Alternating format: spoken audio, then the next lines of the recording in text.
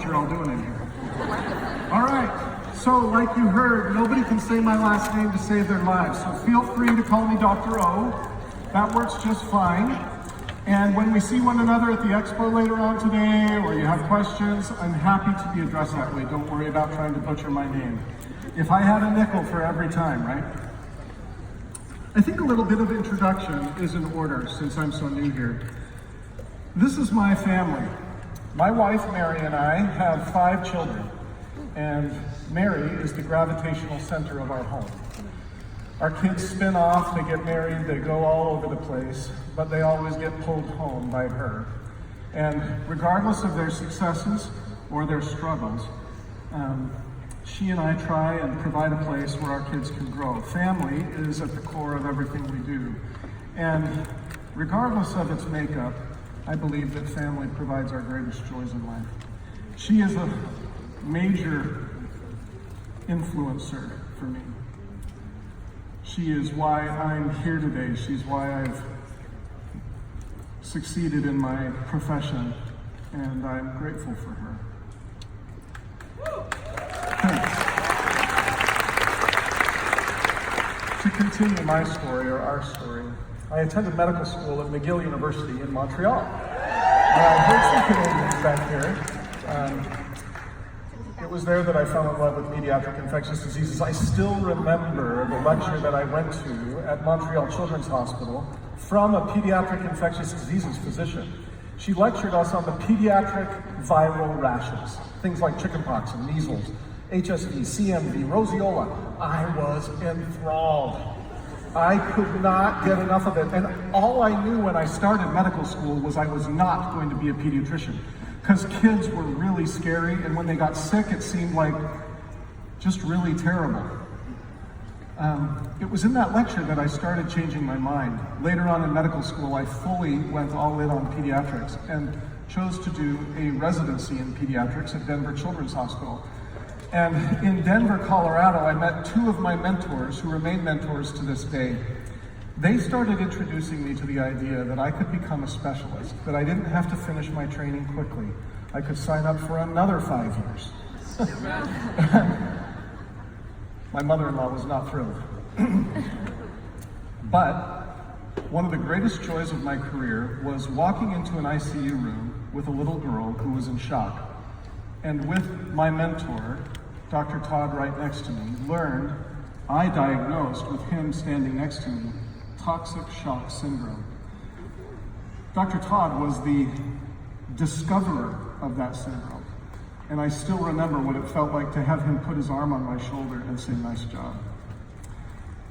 From there, these 2 mentors that meant so much to me pushed me to Washington University in St. Louis, the top fellowship in pediatric infectious diseases at the time. I finished my training there, became faculty at WashU in St. Louis, and then took a job with the University of Utah and Intermountain Healthcare. I came to Utah to be an infectious disease doc. What happened to me, though, was a little different. I became a medical administrator. The chairman of pediatrics, one of my good friends, said to me, "You know, Russ, we really performed a medical experiment on you without consent. We sent you down to build a children's hospital in Utah County, and we didn't know if we were going to be able to do it or not. We didn't want to tell you whether you could succeed or not. We just wanted to see if you could do it." And 10 years later, just last year, we announced that we were building that hospital after 10 years of work. I started there by myself, and then 30 doctors later, we made that announcement. And they came to me and they said, "Dr. O, we'd like to offer you the job of Chief Medical Officer for your children's hospital." And I thought that my dream had come true. And shortly thereafter, I went fishing with Greg Cook. I love to fish. And Greg Cook feeds my addictions. And so he invited me to Alaska, and while fishing with Greg, catching trout that were as big as 2-year-olds, I decided that I wanted to catch the biggest fish, and Greg can try and tell you that he's caught the biggest fish, but when he gets up here, know that I caught the biggest one. So, on the plane ride home, we started talking about our families, our careers, and what we had hoped to to accomplish and what we hope to accomplish. And I told him about this new job of Chief Medical Officer of my children's hospital that I was so excited about. And he said, would you ever consider coming to dōTERRA? And I went, no. I'm all good. I've got my dream job. I'm all set. But he continued to tell me about what dōTERRA was doing in the healthcare arena with folks like Dr. Hill and Dr. Riggs. And I began to be intrigued. Greg's, as you know, kind of relentless. And after coming home, Julie and Greg and Mary and I started talking, and before you knew it, I was sitting down with Dr. Hill and Dave Sterling, and before you knew it, I was really strongly considering becoming Chief Medical Officer of dōTERRA. This was a journey for me that I'm summing up in 5 seconds, but it was a journey that took 6 months. Part of that reason was that as they started laying out for me their vision of changing healthcare, I started to get excited. And what I saw was real potential. So I went to my medical executives around the country that are my mentors, and I said, here's what I'm thinking. Here's the job I've been offered. Here's the job that dōTERRA is offering. What do you think? To a T, every single one of them looked at me after I explained the dōTERRA opportunity and said, you would be foolish not to get excited and try and make that work. They said, this is a once-in-a-lifetime opportunity. And I'm going to talk to you a little bit about what that is. What I learned about myself over the last 6 months was that I've spent a career in healthcare learning that my profession is broken and feeling powerless to fix it. That's not a good place to be. And Dave Sterling and Dr. Hill offered me an opportunity to become part of the solution instead of part of the problem.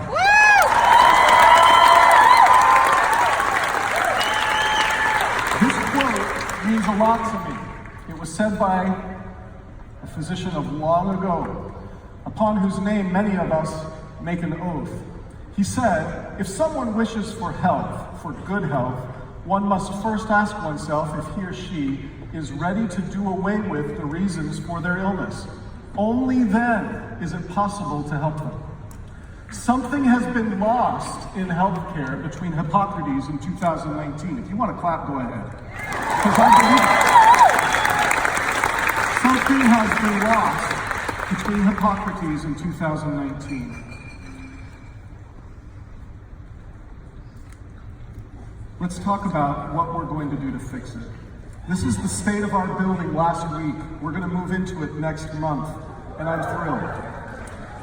Our mission at Prime Meridian Healthcare is to deliver primary care committed to excellence in wellness and prevention through integrative, evidence-based medical practice.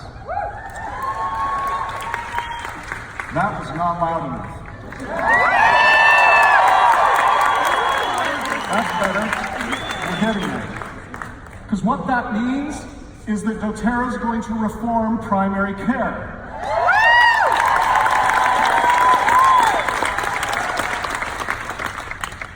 You may not understand it yet, but you're going to. I'm going to tell you a little story to illustrate this point about my dad. My dad, last summer, as all of these decisions were coming to bear, am I going to take my chief medical officer job of my children's hospital, or am I going to come to dōTERRA? As I was thinking about these things, I was golfing with my next door neighbor and very good friend. And while golfing, I got a phone call. And Dave Miller was the one I was with, and I ran over to the golf cart to pick up the phone, and it was my mom.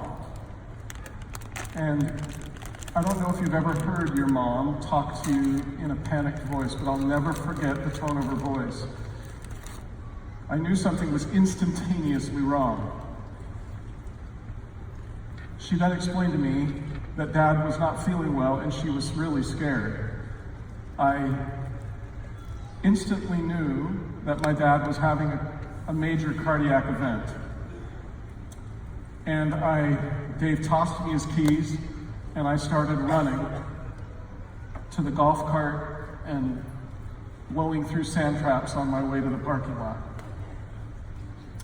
On the phone with my mom, I made a decision to send her in her own car rather than wait for an ambulance because they only lived about half a mile from the hospital. I called my colleagues at the hospital and had them meet them in the ED bay. Within minutes, he was diagnosed with a left main coronary artery clot that was massive. On the way to the cardiac cath lab, my dad arrested. He went into VFib, and my good friends were performing compressions and shocking him back. I arrived just after this to watch them slip a catheter into his wrist, thread it up to his heart, and balloon open that clogged coronary artery. It was amazing to watch that take place. Dad did great. I came out of that room and gave my mom a hug and said that they'd reestablished flow, that his starved cardiac muscle was now beating and that he was going to be okay. And we did what all families do in that situation. We just held one another and wept for gratitude. Then we went to the cardiac ICU, and Dad was awake and talking with us. And it was a miracle to me of modern medicine that he was alive. And I was telling all my siblings on the phone about what had happened. And then the cardiologist came in, my good friend, and he sat down next to us and said, "We can't detect any serious harm to your dad's heart. Your dad is going to do fabulously. His echo, his EKG, his enzymes, despite 30 minutes of being starved for oxygen, are doing fine. What are you doing?" And Dad said, "Well, I exercise 45 minutes in the morning, I exercise 45 minutes at night, I climb up the canyon every day, I lift weights, I eat right." And he said, "The reason you're doing so well with this event is because of all of that hard work you've done over the last 15 years. We are all like my dad. We are all in the process of dying, every single one of us." Hold on, cheer louder than that. You gotta realize it. What we do in healthcare, and what you think healthcare does for you, is this kind of hero stuff. But the real work of healthcare is preventing that stuff from ever happening. Yes! We want this for all of you. I've talked with many of you now since Atlanta, and many of you are very proud of the fact that you don't need a doctor. You say, "I don't need a doctor. I haven't been to the doctor in years." Well, folks, that's not so good. At Prime Meridian Healthcare, we want you to see your doctor to prevent you from getting sick, rather than you go to the doctor when you are.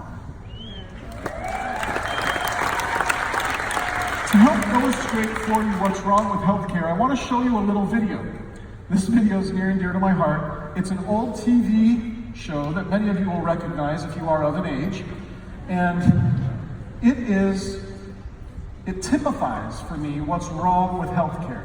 See if you can recognize the major players in here: Dr. Lucy, Dr. Ethel, and their clinic manager. If one piece of candy gets past you and into the packing room unwrapped, you're fired. Yes, ma'am. Hello! Doctors are good people, folks. They try really hard. They want to care for their patients. They wrap them up carefully and send them off to work or school. So this is easy. Yeah, we can handle it, okay? And at the beginning, it feels pretty simple. We can do this. But soon things get sped up.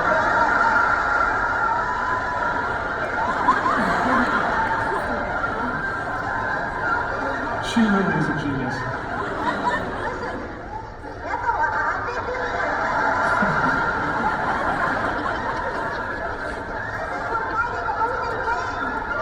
We're fighting a losing game.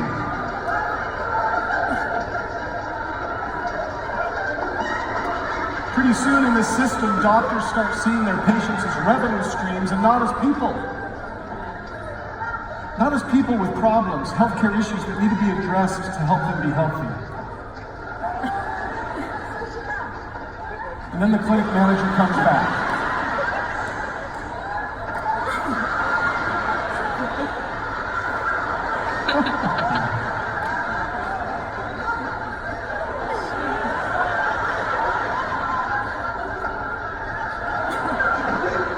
Fine, you're doing splendidly.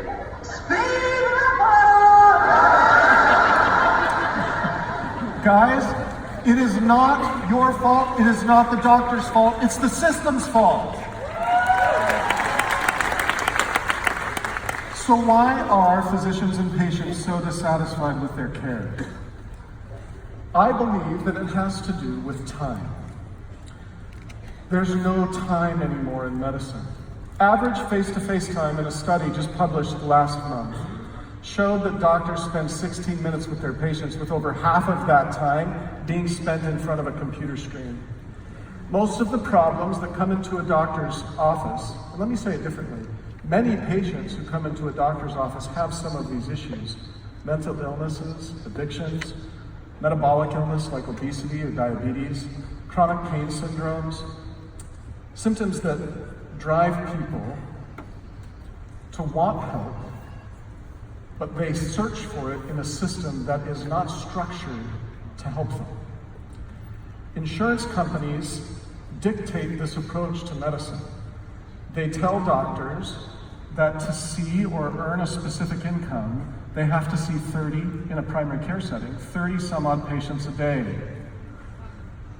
That feels like a conveyor belt, and it burns physicians out, and it causes you to lose trust in your physicians. So what are Prime Meridian Healthcare's solutions to this? First, at Prime Meridian Healthcare, we only have 30 and 60-minute appointments. That's all. For each and every one of these major diagnoses that take so much time to care for appropriately, we provide physicians and patients the commodity of time. And we remove insurance companies from between you and your doctor. What that means now is that a physician is not a slave to the system, but a physician can once again be a healer. So who are we looking for to help us here? We're looking for Prime Meridian healthcare providers who are board certified, licensed in family practice or other primary care modality, that are MDs or DOs, that also are nurse practitioners or physician assistants working in our clinics alongside us, who are supportive of using essential oils and other evidence-based integrative practice modalities. This is who we're looking for, and you know them. Our rate-limiting step in growth is finding these types of providers. So on the bottom of this slide, we've put a website, and come to Expo and we'll talk to you more about it at our booth. But this website is how you can refer an MD or a DO or a mid-level to us. We'll do the recruiting. You don't need to recruit, you just need to introduce. And we believe that what we're talking about, they will want to do.